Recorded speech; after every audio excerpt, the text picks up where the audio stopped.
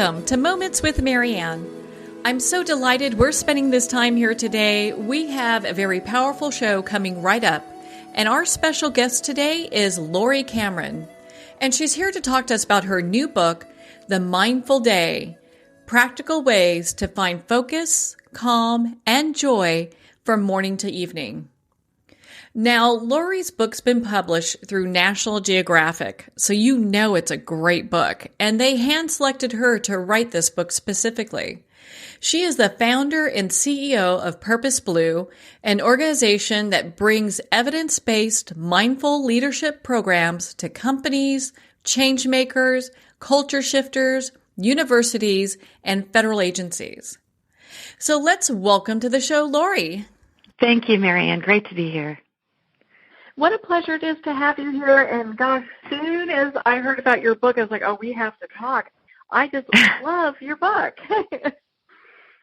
Thank you. It was such a wonderful, joyful project. And it's very exciting that it's available now, but just about to, hit the bookstores. Well, I'm a little bit lucky because with having a radio show, I get to have all the juicy books right before they hit the bookstore. So I know your book is released next week, and congratulations. How exciting is that? Thank you so much. Yeah, and it's available on pre-order right now, right? Yeah, it's wonderful to be backed by National Geographic, and they've just done a beautiful job of getting it out there, and it's up now on Amazon and Barnes & Noble for pre-order. So I'd love for your guests to go ahead and order it, and then, join my community where we can continue the conversation about how to be mindful in the small moments of our day and the big ones. Oh, don't we need that right now? My goodness. It seems like every time we turn on the TV, there's something that just kind of wants to throw us into the bushes, so it's so nice to develop this mindfulness practice.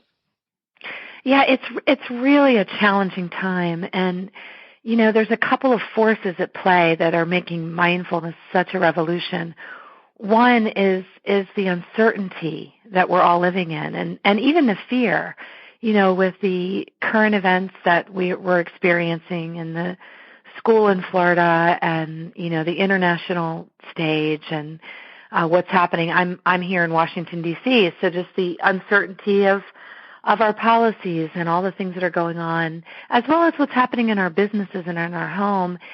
It's that instability and that uncertainty and unpredictability that makes all of us kind of run on sort of a level of low-grade anxiety or, even stress. It's stressful not to know what tomorrow might look like.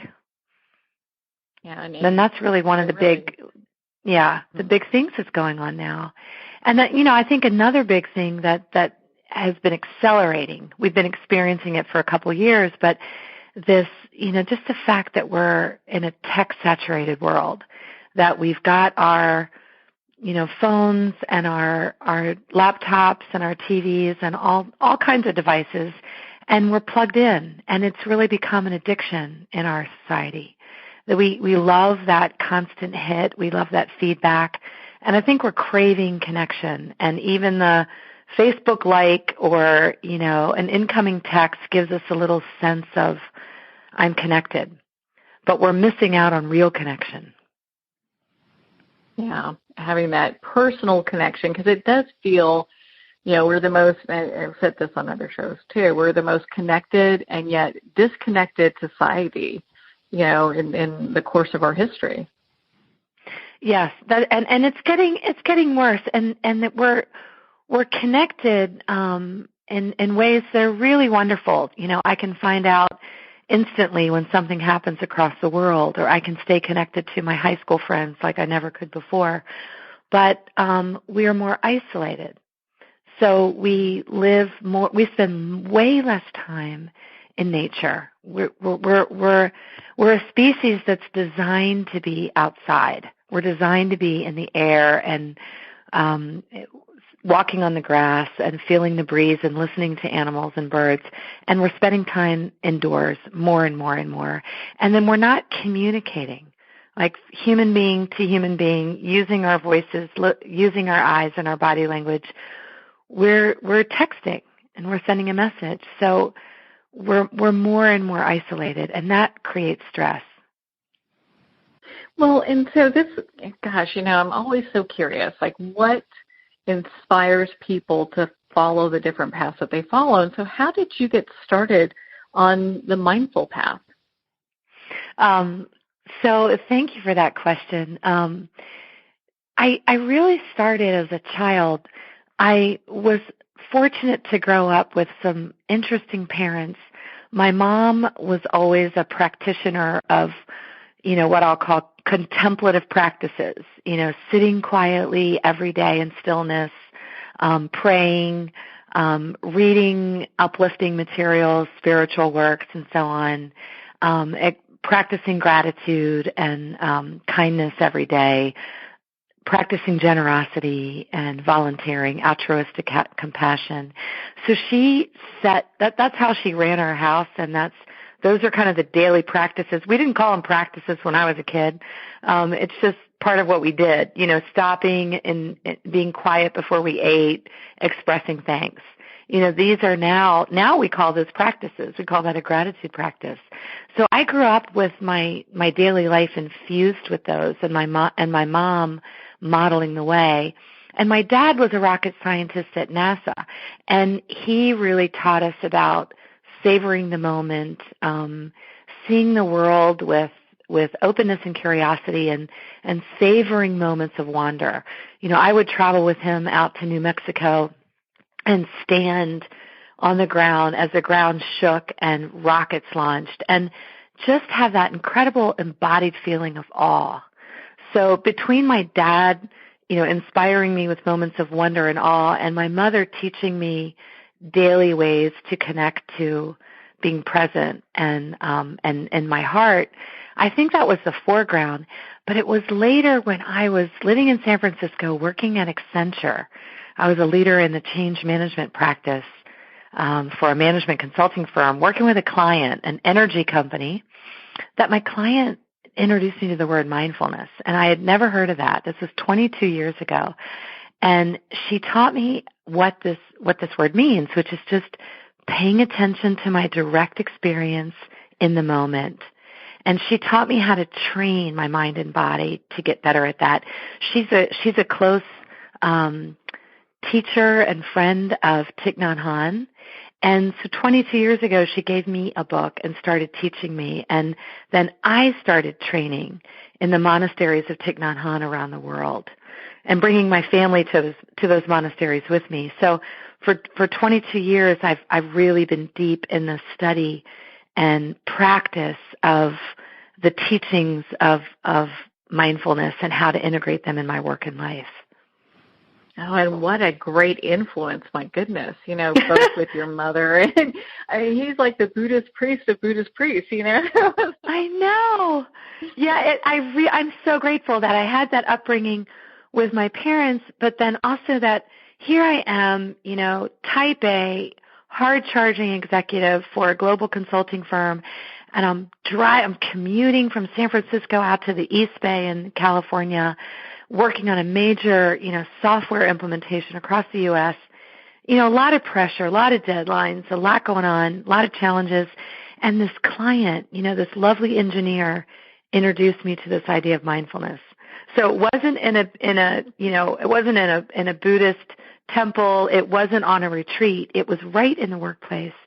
And that changed my life. It transformed my ability to be resilient and to deal with whatever chaos is happening around me, whether it's loss, I've lost two brothers, whether it's, a major unexpected blow up at work, whether it's the evening news and the tragedy that comes right into our living rooms. I'm able to access a calm center in the midst of that. It says a lot. I'm sorry for your loss, and it really shines a light for people who are going through loss. When you lose a sibling, that's just heartbreaking, and for people that have lost their children, or people that are close to them, or pets, depending, loss is loss. Loss is so difficult. And, I actually added a chapter in my book. It wasn't in my original book proposal, but I added a chapter on loss. So the book is organized in, home, starting the day, work, play, love, our relationships, our self-love and self-care, and then home, how we can be mindful in the evening. But I added this chapter on loss, Marianne, because I've dealt with that so up close. And I realized that the mindfulness training and practice that I had over the years has really increased my capacity to be with searing grief, just tremendous grief by allowing it to be like feeling that tsunami of sadness wash over me. I'm just thinking of when I lost my brother. When my brother Johnny died suddenly, I was living in San Francisco. He was in Sausalito, and I was 9 months pregnant with my only child. So this was a really hard time.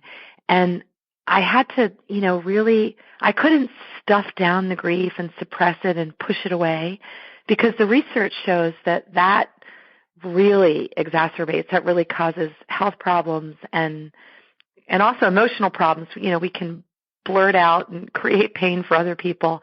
So I had to learn to be with that, like, okay, here's the sadness. Okay, here's the missing Johnny.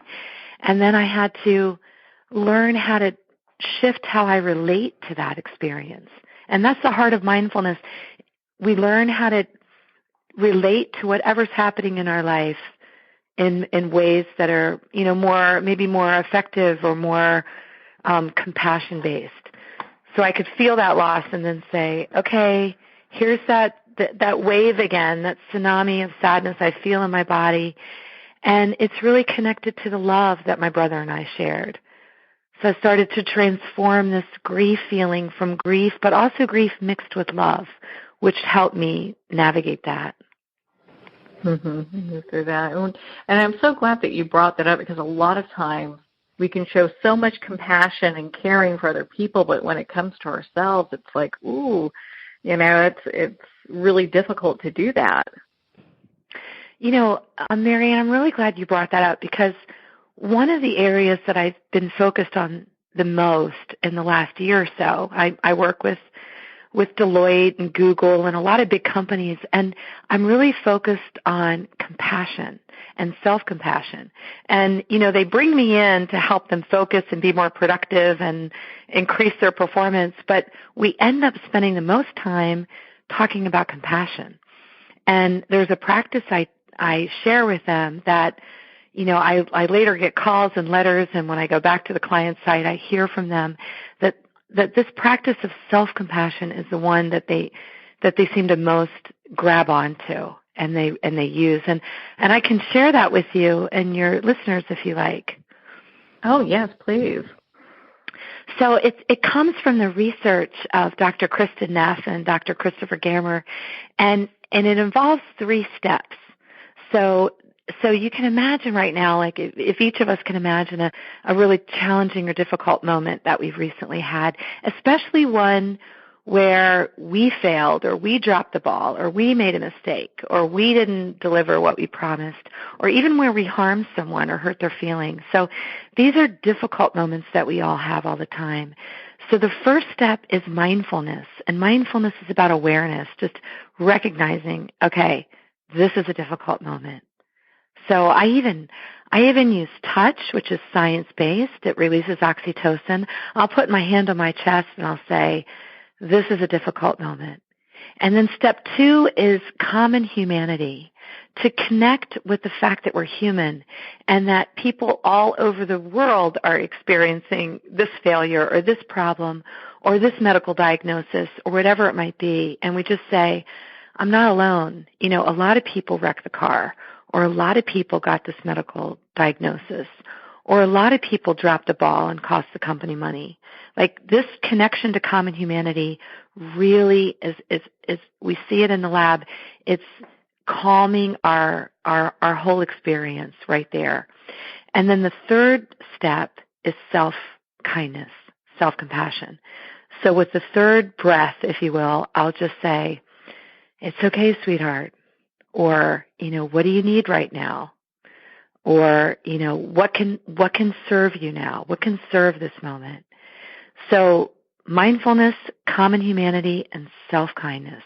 That is how we can practice self-compassion wherever we are, no matter what's happening. And it's transformative. And those are such easy steps for people to follow. And sometimes it probably feels like, ooh, I don't know if I can do it this moment. But you've given such great examples that people can look at and go, you know what? Everyone makes mistakes. I'm not the only person that's made this mistake. I'm not alone. Right. And, I think when we make mistakes or drop the ball or let ourselves down or fail, it's so normal. And we're shifting how we relate to that. Like, we're human. This happens. And the research shows that self-compassion actually helps us increase our motivation to grow and develop. It's like a superpower for human development and adult development. We grow more when we're kind to ourselves. And the researchers think that it actually, we know that we're going to be kind to ourselves. We're not going to beat ourselves up.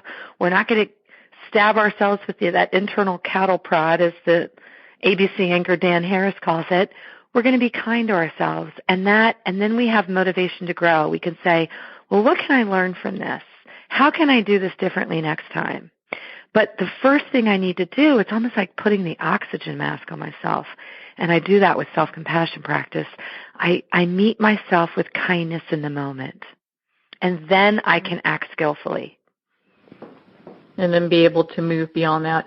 It's so easy to see why people are calling your book like the how-to guide for practicing mindfulness, because it really does bring in all these components where people can look at the different issues when it comes to, especially mindfulness for ourselves, how they can break that down and really be kinder to themselves.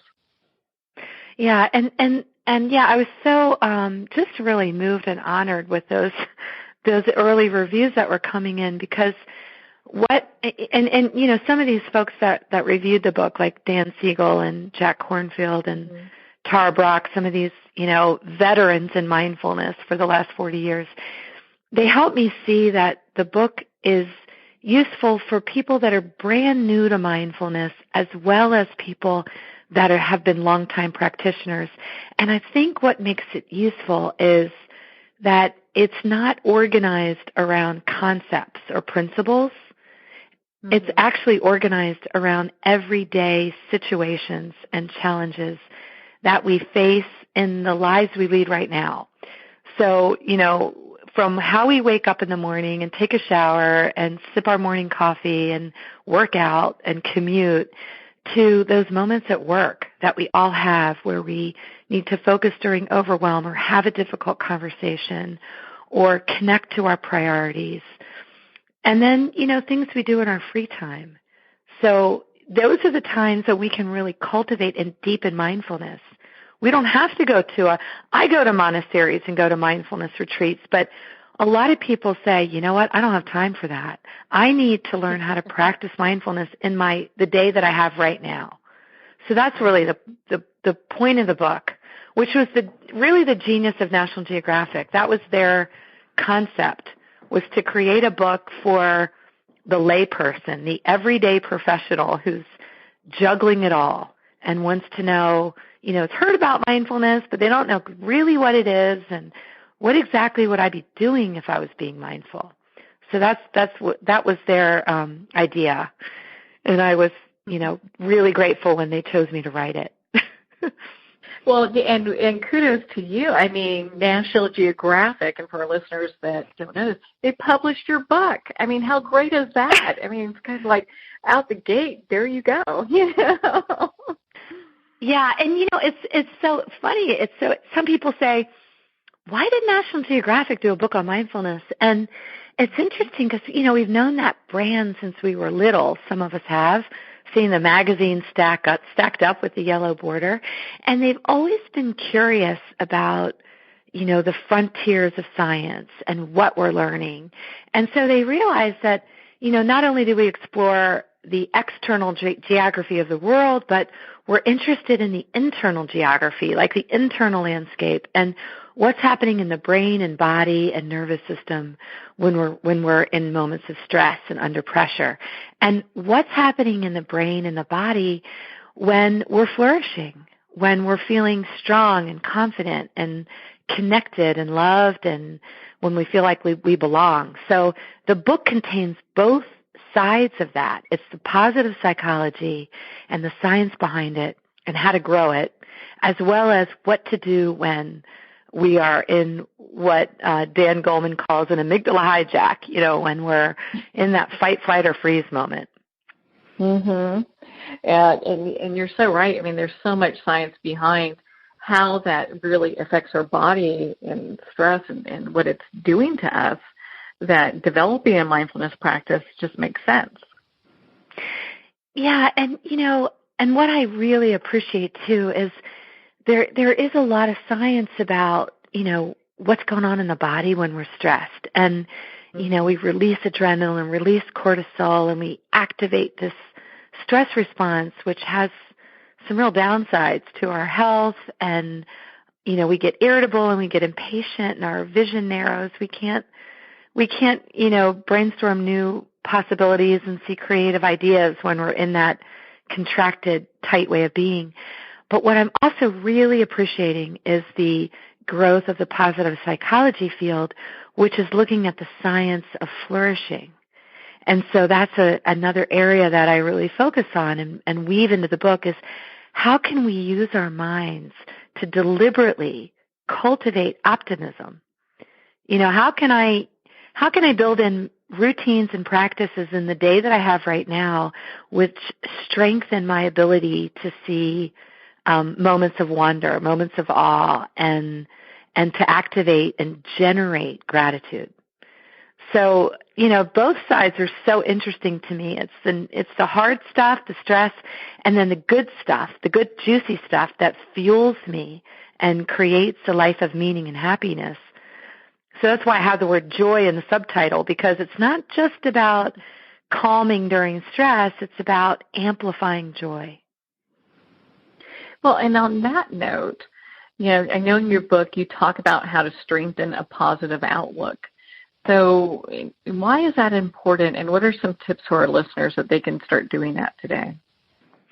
Yeah, I love the work on that, and I've been fortunate enough to study with Richard Davidson. He's at the Center for Healthy Minds, and to really use that research coming out of that group at the University of Wisconsin.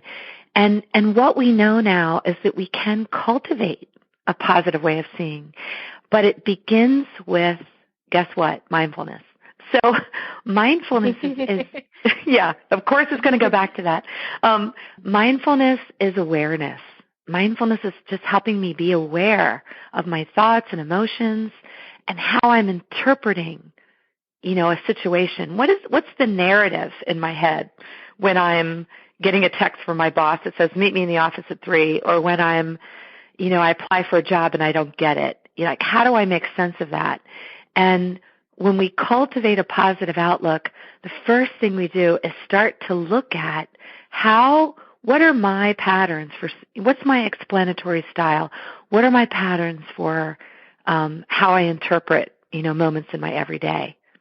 Some of us interpret moments kind of glass half empty, and we have a mindset that's called a fixed mindset. Carol Dweck at Harvard made that really popular, where I kind of personalize things like, I'm just no good at math, or, I'm always late, or, I'll never turn things in on time. We kind of have a permanent fixed view of ourselves. And people with a growth mindset see that they apply this principle of mindfulness of impermanence, that things are changing and growing, and so am I. So I might not be good with numbers today, but I can apply myself and learn and be good with numbers tomorrow. Or I might be, turning things in a day late today, but I can work on it and get things done on time tomorrow. So a growth mindset is one of the elements of a positive outlook. The other thing we can learn to do is to reframe situations and look for possible upsides. So if I apply for a job and I don't get it, can I stop and say, wow, well, what's some of the benefit that I can derive from not having to start that job next Monday? I can spend more time with my kids, or I can take that vacation that I've been putting off before I start my next job. Or I can, look for an opportunity that might be a better fit. So reframing situations and looking for benefits is another way to grow a positive outlook. Yeah, we'll be able to do that. And I love how you kind of just break it down so that people can really understand how, regardless where they are in their path, like how they can apply that to their mindfulness path today. Yeah, and, I think the key is that you can cultivate mindfulness. You can grow your mindfulness skills, like going to the mental gym, by dedicating some time, in the mornings, or some of my clients do this at work during the day. They might say, I'm going to sit and follow my breath, the inhale and the exhale, which is a core mindfulness practice called mindful breathing. They might do that at work for 10 minutes during the day, or take a mindful walk, which is really bringing my attention to actually, my foot hitting the floor, or my feet walking on the ground. So I can do formal mindfulness practices, or they're really meditations that strengthen my skills in being mindful.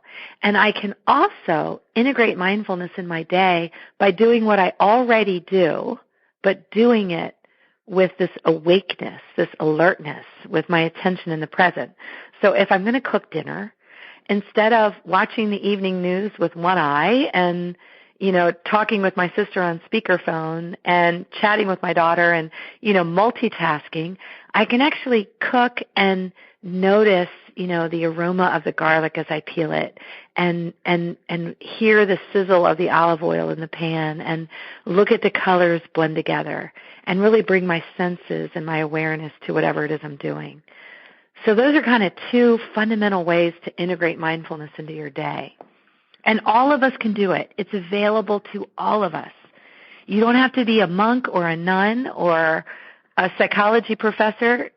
Any of us can integrate mindfulness into our day.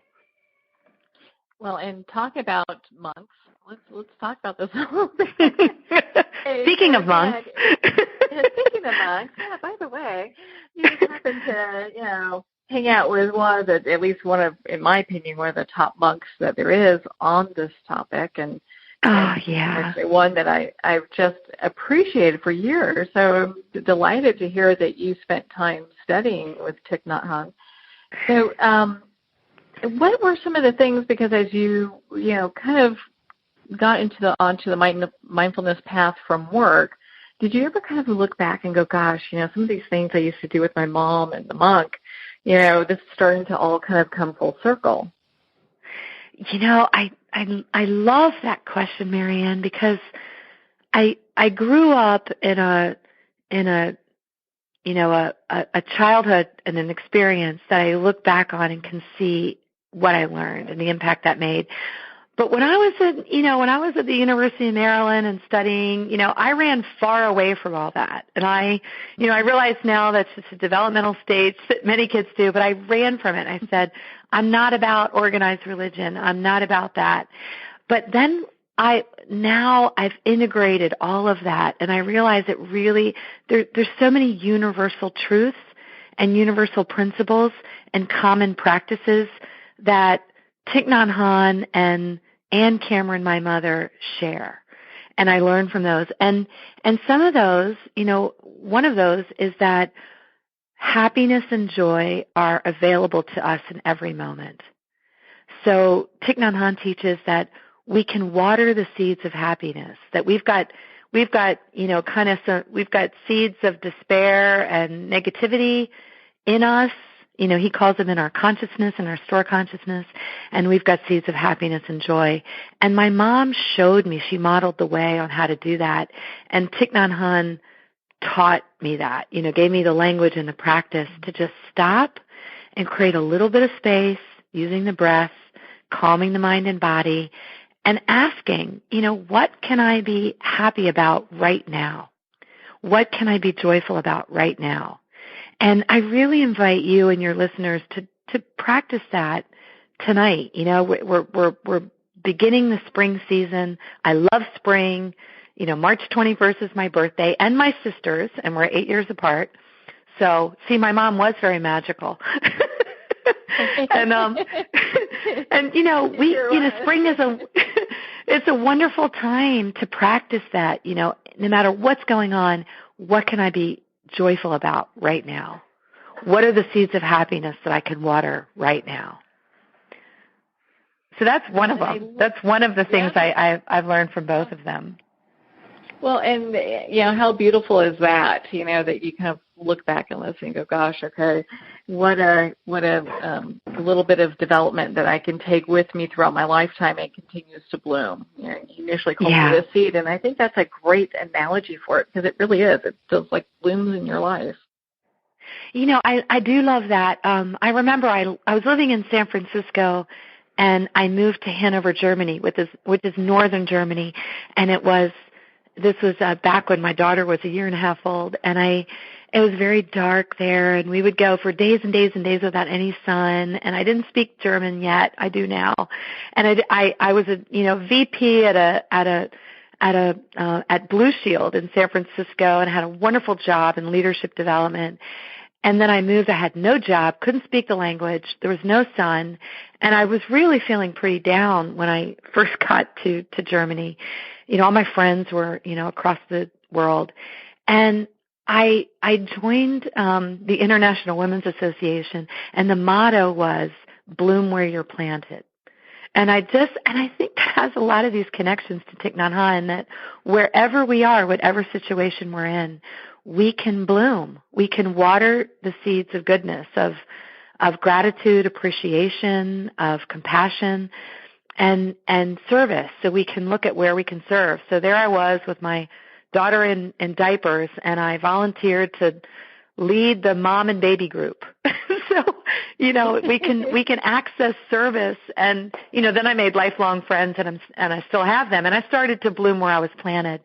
But, the idea here is to bring mindfulness, bring awareness to the situation we're in, and see how we can look for the seeds of joy and then reframe, find a new story, a new narrative to describe the context, and then take skillful action. Look for ways that we can take action that can amplify, the good, that can amplify the positive. Well, and with your extensive, because gosh, you've got such great experience, not just in mindfulness, but also in the business world. So when you're doing this kind of consulting, like we talked about earlier with these Fortune 500 companies and what have you, what is kind of some of the reoccurring thing that you see that people come to you for? I know we've talked about one issue where people come and talk about that inner critic. Yes. What are some of the things? That's a big one. Oh, yeah. Sometimes it's alive and well, it's kind of like, oh, no, I can't listen to that. But you must see like some kind of like reoccurring things that come up that people come and ask you help for. Yeah, thank you. There are a number of patterns that I really see with the men and women that I work with. I work with teams in these companies, and I also do one-on-one coaching. And one of them that we see often, and you wouldn't believe the people that have this. People at top of their game, high achievers, incredible resumes at, Fortune 50 companies. And they wrestle with what's called the imposter syndrome, where they feel like, they look around and everyone around them has these incredible degrees and, patents and everything else. And they feel like, oh my gosh, one of these days I'm going to be found out. Like, I'm just not enough. I just don't have what it takes to cut it here. Where meanwhile, that's not true. And it's just a story. It's an internal dialogue. So it's related to the inner critic, but it's just a voice in their head that is limiting their ability to be confident and powerful and find their voice.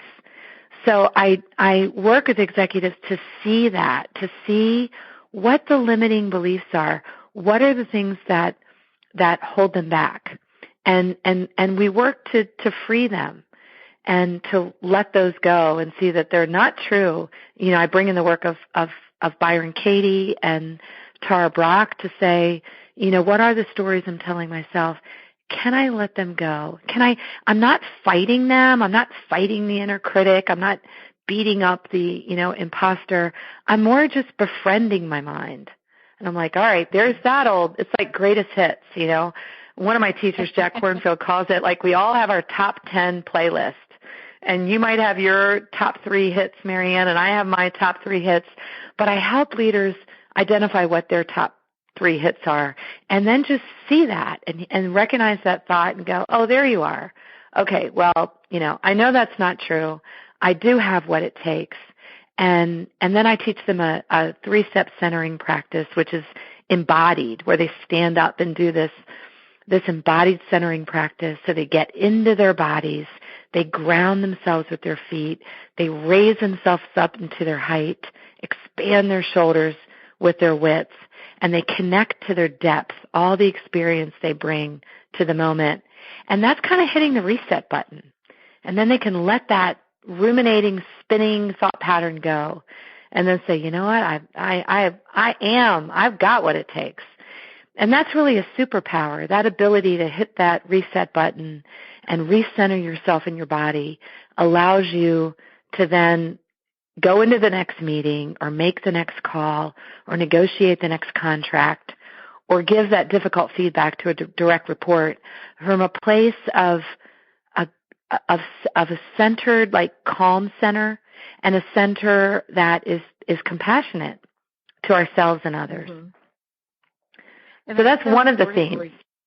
Yeah, and when you look at the workplace, because a lot of times people just don't, at least in my experience, I learned that people have more of a difficult time of communicating than most would think.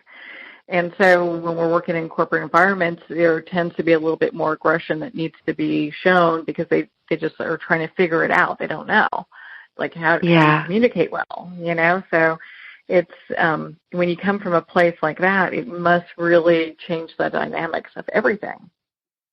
I really appreciate that you brought up communication. That's one of the areas that has been my specialty when I was at Accenture, and now I'm really looking at conscious communication. So how can we bring mindfulness as a skill, being aware, to be more conscious as leaders in the words we're using and the tone of voice we have in our embodied presence? Because we communicate nonverbally, the numbers, the statistics are anywhere from 70 to 90% that our communication is more nonverbal than verbal. So how can we look at all the ways we're communicating and be more intentional with that? So I do a lot of coaching and training in corporate America and in business schools on how to be more intentional. So what is the language I'm using? And I was in a really cool podcast studio a couple of days ago here in Washington, D.C. with a speechwriter for Clinton and a speechwriter for Bush. So we were talking about how can we bring more conscious communication to the civil discourse that we're experiencing here in the U.S. And I think that, whether it's at the dinner table and people are trying to talk about politics, or whether it's in the boardroom or the conference room or meeting room and people are trying to have productive, engaging, and fruitful conversation, communication is really a foundational skill. Well, and I know in your book you talk about it being a superpower as well. Yes. I mean, it really is. It really is. And one of the skills that we teach, I'm a senior teacher with the Search Inside Yourself Leadership Institute, originally developed at Google. And so I teach around the world with that group. And one of the things that we always teach with Search Inside Yourself and also with Purpose Blue, my company, is mindful listening. And I have to tell you, Marianne, you say you're going to spend a half an hour on mindful listening, and people think, are you kidding me? that, I learned that in kindergarten, but mindful listening is so challenging. And when we talk about that, we invite people to work in pairs and to listen to the other person. So I hope all of your listeners can try this at home tonight or at work on tomorrow, is that we listen without an agenda. We allow the other person to speak without interrupting, finishing their sentences, chiming in, sharing a story that is almost like their story but a little bit different, but turns the attention back to me. So we bring mindfulness and self-awareness into the process of listening, and we allow the other person just to talk. And it's incredible what happens in the room when we start experimenting with that. It's really fun. I think people really feel like they're being heard probably for the first time when that happens. Yeah, and, when we debrief that, and I ask people, what was your experience? What was it like as a speaker? What was it like as a listener? They say, as a speaker, it was incredible to feel like I didn't have to rush. I knew you were going to give us 2 minutes, and I could really be thoughtful and go a little deeper, and I felt so attended to. Thich Nhat Hanh says the biggest gift that we can give another person is our attention. So we can attend to someone by listening. And then listeners say, oh my gosh, I felt so free. I felt this amazing, liberty, this liberation, not to have to work hard to think about my next point while the other person's talking, because as soon as there's a gap in what they say, I'm going to rush in and fill it. So both people felt the transformation when we practice mindful listening. Yeah, they really feel like, gosh, it just shifts the energy, and you feel heard. You feel like you're giving that gift to that person, being able to hear what they're saying, and at the same time really be that active participant in a conversation instead of talking at somebody or, like how you're saying, just trying to get your, what I got to say in edgewise. Let's get that in, Yeah. That's a great summary of the experience. And, as I was listening to you, I was thinking also, as you described that, and I thought, what? She's really describing the recipe or the formula for connection. And we're craving connection, and we can go through the whole day, rushing to the finish line, from meeting to meeting and call to call and email to email, but we never really feel that true connection because we're bouncing back and forth, or we're almost like in a pinball machine. And when we even have one mindful conversation in a day, if we just shoot for that, we have guaranteed one experience of real human connection. And that fuels us. Connection, it's like going to the gas station and filling up my tank when I have real connection. Well, it's interesting. There have been a lot of reports recently that talk about loneliness and people that feel lonely. And I think some of the best ways of moving beyond that is obviously picking up your book, which is going to be out next week, which we love, The Mindful Day, but also to, reach out to people. If you're feeling lonely, reach out to somebody that is probably lonely too, and make that connection, and that takes care of it for both of you. I'm really glad you brought up loneliness for a number of reasons. One, you asked me earlier, what are some of the common themes that I see with the leaders I work with and the companies I work with? And we talked about inner critic and imposter syndrome. Another one is loneliness and isolation. And often the higher up people go in an organization, the lonelier and more isolated they feel. Because people don't, speak the truth around them. Everything's filtered. People are busy, so we can get isolated and lonely at work. But then the other thing going on that is true for me personally, it's a pattern that I have, is that I have this pattern where I feel lonely. So with mindfulness and self-awareness, I've discovered that over time, that it's just a pattern that I have. If you looked at the evidence, if you looked at the facts, I'm not living, a lonely life. I'm busy, I'm teaching, I was with my girlfriends last night for dinner, but it just is a feeling that will come over me. So this is one near and dear to my heart. I love that you brought that up. And I've had to use my mindfulness practice to recognize. It's like I'm on the balcony and I'm looking at the stage and I can see my life as I'm in a little movie, and I'll recognize, oh, loneliness is here. Oh, here's the lonely feeling again. And I'll say, all right, there you are. And I meet that with kindness. And then I can ask myself, is it true? Are you really all alone? And then I can say, well, I could just call my sister right now. I could walk down to the dog park with Max, my golden retriever. Oh, I've got a meeting coming up in 2 hours. Or, I'm going to meet my neighbors and friends for dinner on Saturday. And I can start to deliberately bring my attention to all the evidence, if you will, that I'm not lonely. But without mindfulness, before I knew how to do that, I would just be inside of that lonely feeling. And I could actually find evidence of, I could find evidence the other way, right? My brain is good at that. Mm-hmm. And then it would well, you really are lonely. Your really good friend lives in San Francisco and the other one's in Hanover, Germany. See? I could find evidence and think deeper. So I think loneliness is a big thing, and we do live more isolated than we used to, but we can use the skills of mindfulness and compassion and attention to kind of embrace the loneliness with kindness and then to move through it. Well, I've got to tell you, Laurie, it's easy to see why National Geographic picked you to write this book.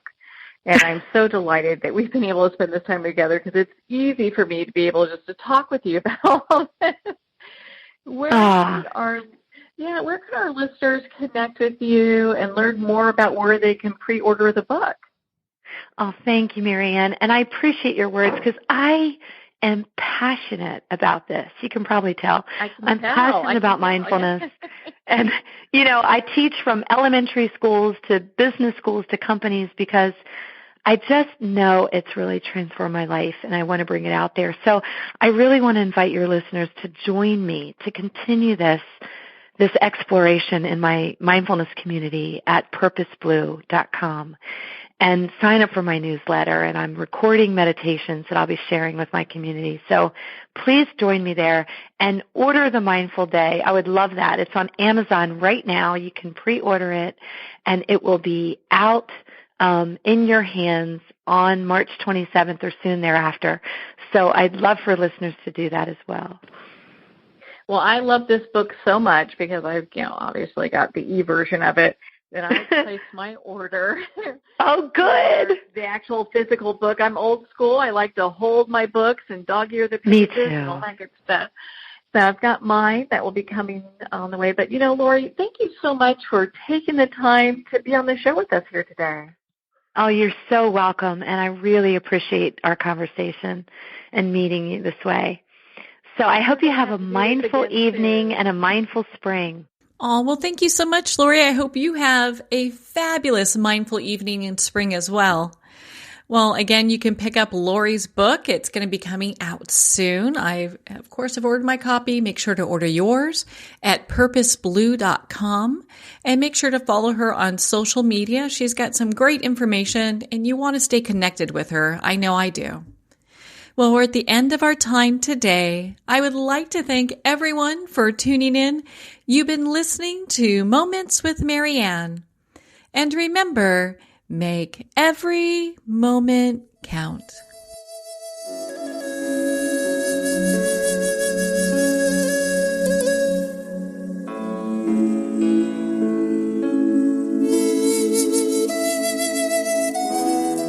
In a single moment, your life can change. Moments with Marianne is a transformative hour that covers an endless array of topics with the best of the best. Her guests are leaders in their fields, ranging from inspirational authors, top industry leaders, and business and spiritual entrepreneurs. Each guest is gifted and a true visionary. A recognized leader in her own work, and while teaching others to develop, refocus, and grow, Marianne will bring the best guest and sometimes a special surprise. Don't miss this. You never know just which moment will change your life forever. Moments with Marianne airs every Thursday, Friday, and Sunday at 8 p.m. Eastern, 6 p.m. Mountain Time. Make sure to tune in and visit momentswithmarianne.com for more information.